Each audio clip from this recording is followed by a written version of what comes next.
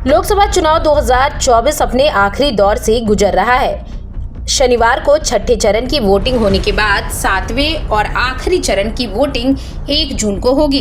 इससे पहले बयानों के बानों की बौछार हो रही है। इसी क्रम में प्रधानमंत्री नरेंद्र मोदी के मुजरा वाले बयान पर बवाल मच गया।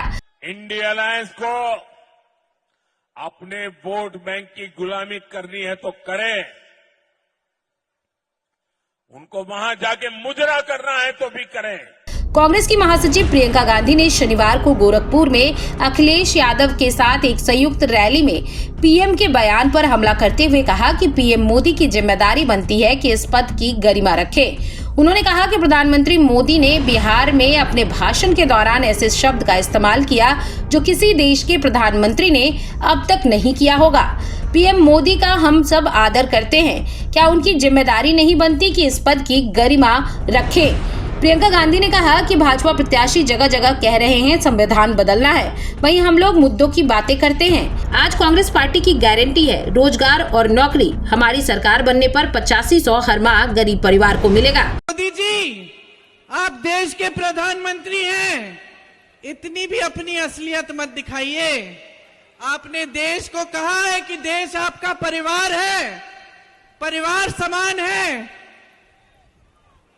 परिवार का जो मुखिया होता है हमेशा परिवार के सदस्यों के प्रति और परिवार के सदस्यों के उनके प्रति एक आंखों की शर्म होती है, वो नहीं खोनी चाहिए। आज आपने मोदी जी का भाषण सुना, बिहार में भाषण दिए, आपने सुना होगा। मैं आ रही थी यहां, मैं उनका बिहार का भाषण देख रही थी और ऐसे ऐसे शब्द उन्होंने इस्तेमाल किए विपक्ष के नेताओं के लिए जो इस देश के इतिहास में किसी प्रधानमंत्री ने नहीं इस्तेमाल किए होंगे। देखिए, प्रधानमंत्री पद का पूरा देश आदर करता है, हम भी आदर करते हैं। आपकी आस्था, आपकी आशाएं मोदी जी से एक समय में जुड़ी हुई थी। क्या मोदी जी की जिम्मेदारी नहीं बनती कि वो पद की गरिमा रखे, पद की मर्यादा रखे?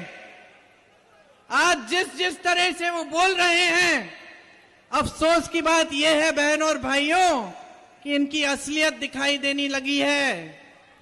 और मैं मोदी जी को कहना चाहती हूं कि मोदी जी, आप देश के प्रधानमंत्री हैं, इतनी भी अपनी असलियत मत दिखाइए। आपने देश को कहा है कि देश आपका परिवार है, परिवार समान है। परिवार का जो मुखिया होता है हमेशा परिवार के सदस्यों के प्रति और परिवार के सदस्यों के उनके प्रति एक आंखों की शर्म होती है, वो नहीं खोनी चाहिए, वो हमेशा रखनी चाहिए। तो प्रधानमंत्री जी बौखलाहट में आ गए हैं, भूल गए हैं कि वो देश के प्रतिनिधि हैं, आपके प्रतिनिधि हैं, कि इस तरह के शब्द उनके मुंह से नहीं निकलने चाहिए।